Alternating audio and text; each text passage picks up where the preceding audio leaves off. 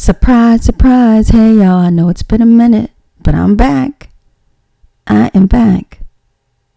It's been a year since former NFL player and Super Bowl champion Michael Oher filed a petition in Shelby County, Tennessee, to end a near 2-decade, I repeat, a near 2-decade, 19 years, to end that conservatorship that the Tuohy family held over his life.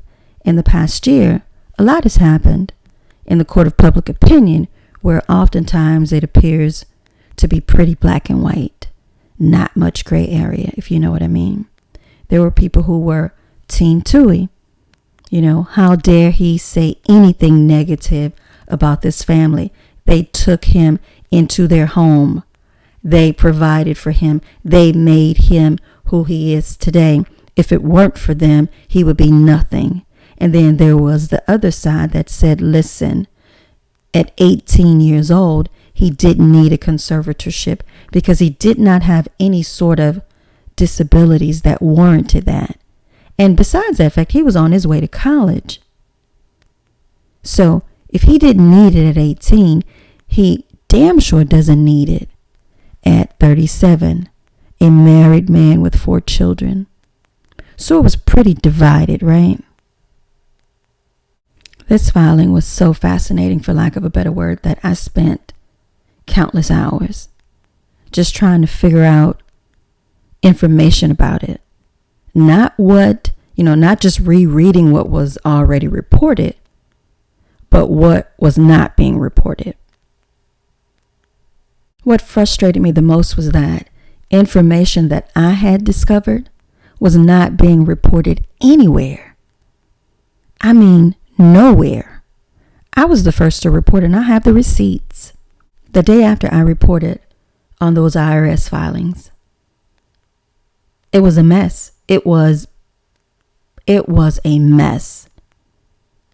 I was the first person to report that there was money coming in.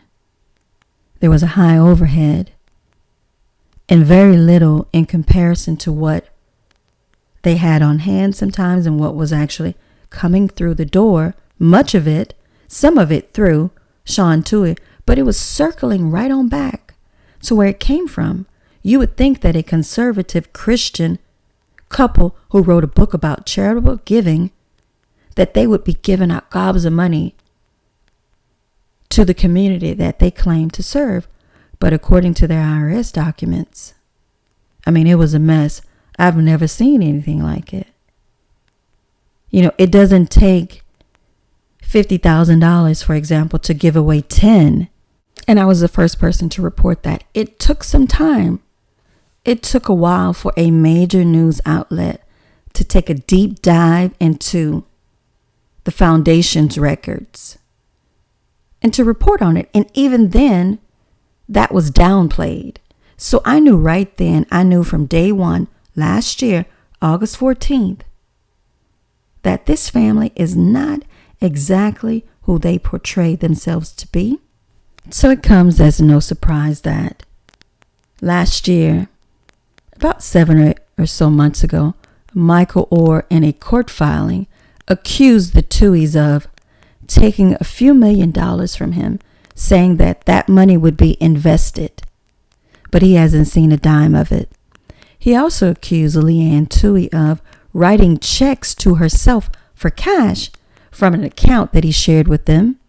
And he also alleged that the numbers that they gave in their court filing for money that he was paid is incorrect. But here's the thing, until this case is completely settled, we're not going to know exactly what really happened. But let me give you an update on what has happened since last year. And let's be clear, I'm not going to pretend that I'm impartial, I'm unbiased. I've already made up my mind who I think is lying based on the facts that I have without having everything. So I'm not going to pretend that I'm Team Tuohy, because I'm not. I know who was a child in this situation. I know what the IRS documents say. And I've watched every minute of footage I could find on this family. And I know that the stories change. They keep changing. It's almost like it depends on who's before them, what the crowd is, as to what story they tell. And that's the thing about videos. That's the thing about cell phones. That's the thing about media. Once something is captured, it's there. I don't believe these people. I don't believe them. Let me explain why. I'm going to start with a year ago today. I'm going to start with day 1.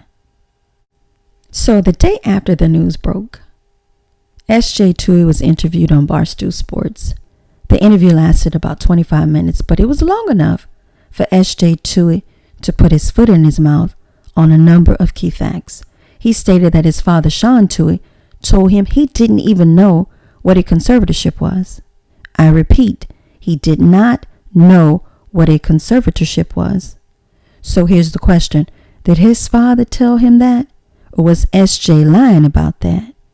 How could his father not know what a conservatorship was if he showed up at the courthouse, sat before a judge, and signed the papers?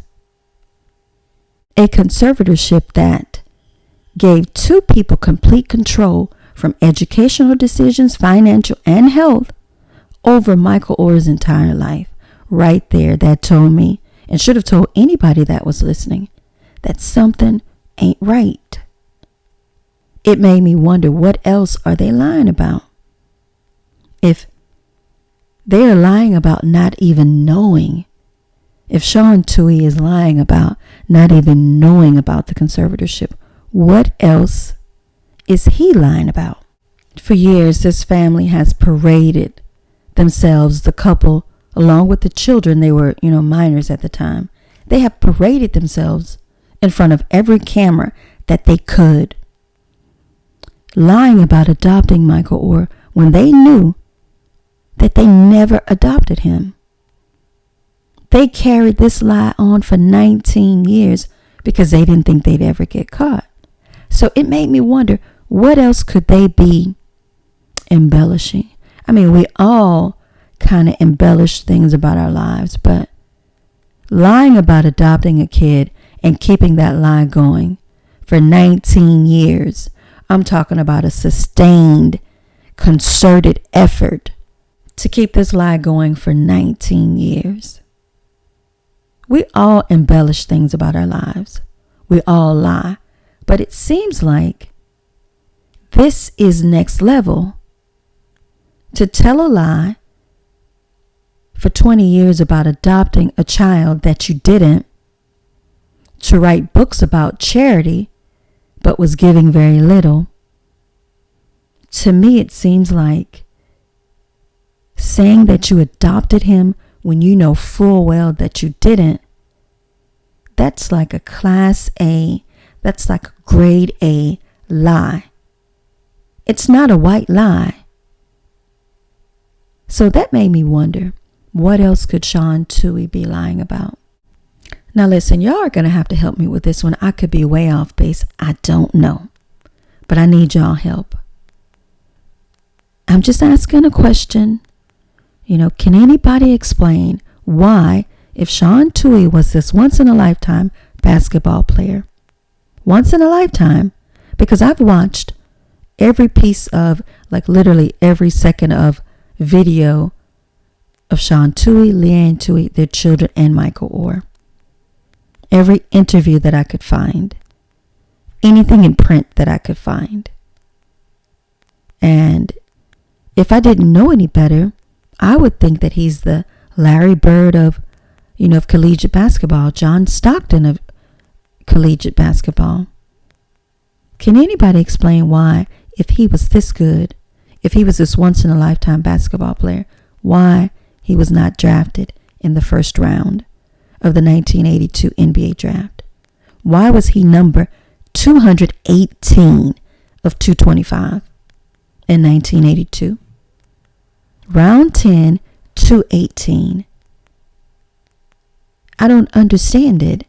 I don't doubt that he had talent. I don't doubt that he broke SEC records, but I found it very, very interesting that I couldn't find any information on how long he played for the Nets. There was no assigned jersey number for him. And why did he opt to go overseas to play professionally? But I can't find any interview or anything in print where he, his wife, or his children actually state what team he played for overseas. Was it China? Was it Italy? Was it Russia? Who did he play for overseas?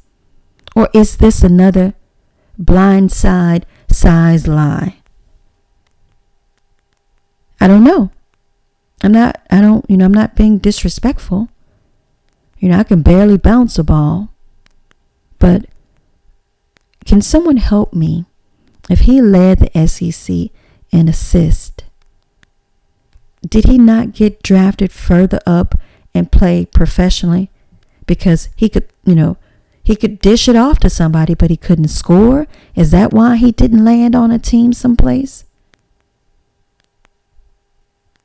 Because, I don't understand if he was this incredible scoring person or he was this incredible collegiate basketball player, why he didn't play.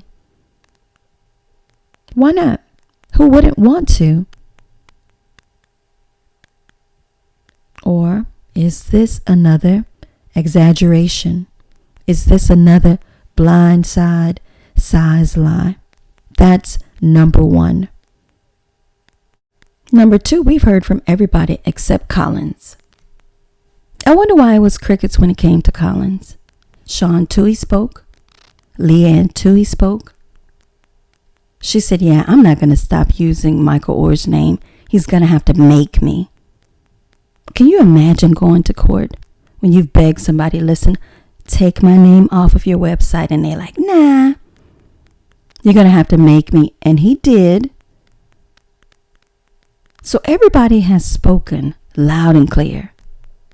Crickets when it came to Collins. So here's number two.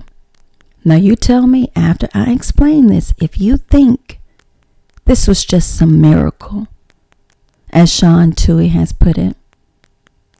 Just think about this for just, this hasn't been completed. This hasn't been concluded. This is an ongoing court case. But in the court of public opinion, if you hear this and you still believe that nobody did anything, that Michael Oher that he wasn't targeted, that he wasn't taken advantage of, listen at this. Before the movie was a movie, let's go back. Let's rewind. Let's go back to Michael Lewis, who wrote the book. Michael Lewis is a childhood friend of Sean Tuohy. Now, when you listen to interviews, they downplay just how close they were growing up. But he writes the book, The Blind Side, Evolution of a Game, that turns into the movie. The movie is produced by Collins Tuohy, her sister-in-law, who was, she wasn't her sister-in-law at the time because they were unmarried at that time, but her boyfriend was Cannon Smith, the son of the FedEx founder, Fred Smith. His sister is an aspiring filmmaker. She gets her daddy to bankroll the movie. $29 million was the budget. And her husband, Andrew Kosov, ex-husband now, he is the head of the studio. A studio that her father bankrolled, a studio that is described as her daddy's studio. So her daddy's studio, Colin Smith's father-in-law, his studio produced the movie. A $29 million budget that, with gross sales and DVD sales, was $418 million. Somewhere around there. That doesn't include merchandise. So this isn't 6 degrees of separation. You have her sister-in-law producing the movie. You have Collins Tuohy's father, his friend, writing the book.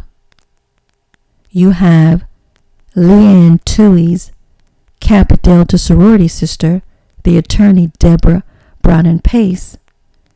You have her executing, without a garden ad litem, the conservatorship. And you have her other Kappa Delta friend, Sue Mitchell, follow him. She's, in a car behind him, headed to Ole Miss to tutor him, as if that university does not have, top-notch tutors that cater to football players. Okay? Molly Smith is married to Kosov. Kosov is the head of the studio. Her father owns the studio. He's bankrolled it. And they do The Blind Side. But these are just miracles. These are just coincidences. Here's the truth. When Michael Oher was a junior, go look it up. I got the receipts. It was already understood what he would be. The summer of his senior year is when he moves in with the Tuohys, because they already know when he's a junior what's going to happen, because Nick Saban told them. And all of this stuff, coincidentally, just magically, comes into fruition, just magically happens. And this is the thing about that. They lied about the money, because there are interviews where Sean Tuohy is quoting all kinds of figures and saying that they gave money back, and S.J. Tuohy is saying a totally different number. And when they turn in their financials, it doesn't even include the $2.5 million that Michael Oher said he gave to them to invest. Maybe they didn't tell S.J. Tuohy that. Maybe he didn't know. But Fred Smith is Collins' father-in-law. This looked like it was an all-hands-on-deck kind of situation.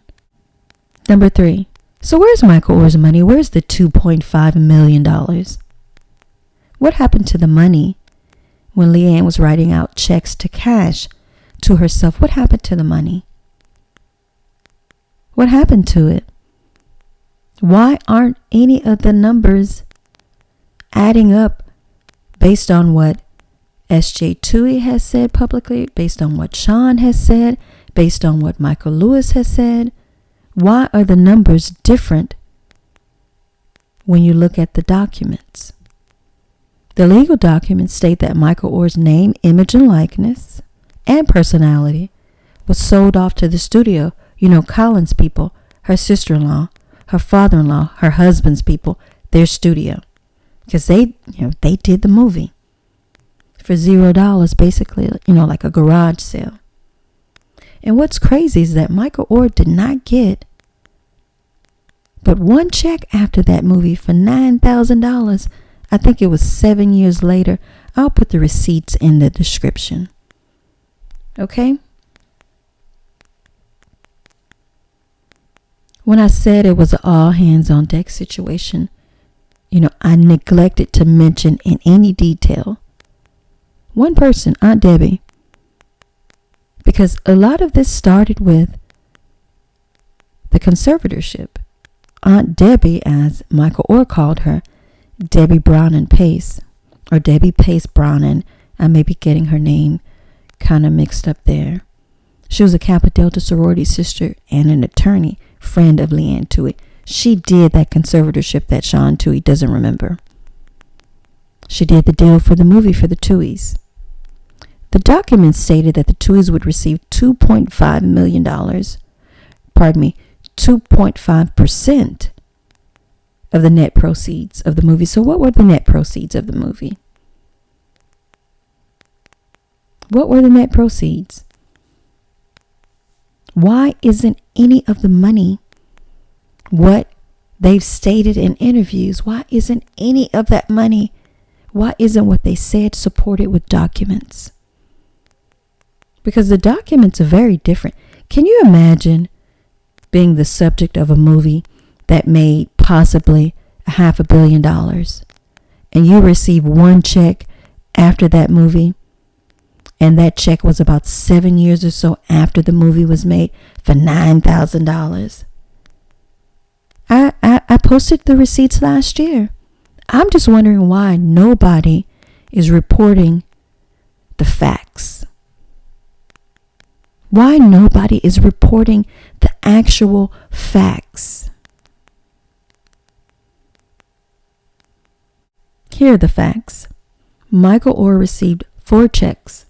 1 check prior to the movie, 2 checks in 2009, 1 around the Super Bowl, the same month as the Super Bowl in February. 1 check was the day before the draft. And then there was 1 additional check. And this is all before The Blind Side has even, The Blind Side premiered in November of 2009. These checks are from February of 2009. And then he doesn't receive another check until about 7 years later for $9,000. But let them tell it, Michael Oher received a ton of money. This is prior to the documents coming out, right? Now, his son, Michael Oher Jr., received 4 checks as well. One or 2 of them hasn't even cleared yet. The movie came out in 2009.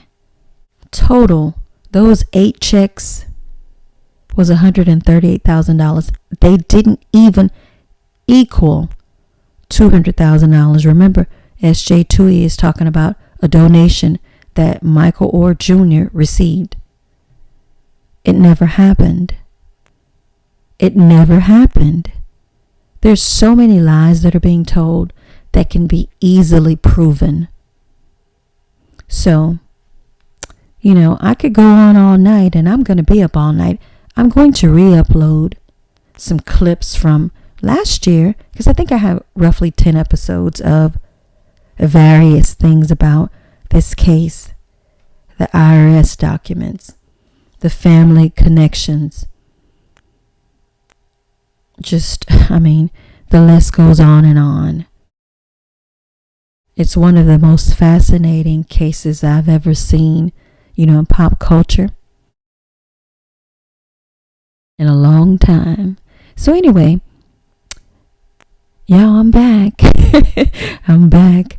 Make sure you like this video, share it, drop down in the comments and tell me, why wasn't that man, this big superstar, basketball player, if he was so good? I'm not saying that he wasn't.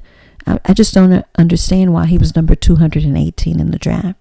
Why do you think they haven't explained what happened to the $2.5 million? It's been crickets for 7 months. I've been checking.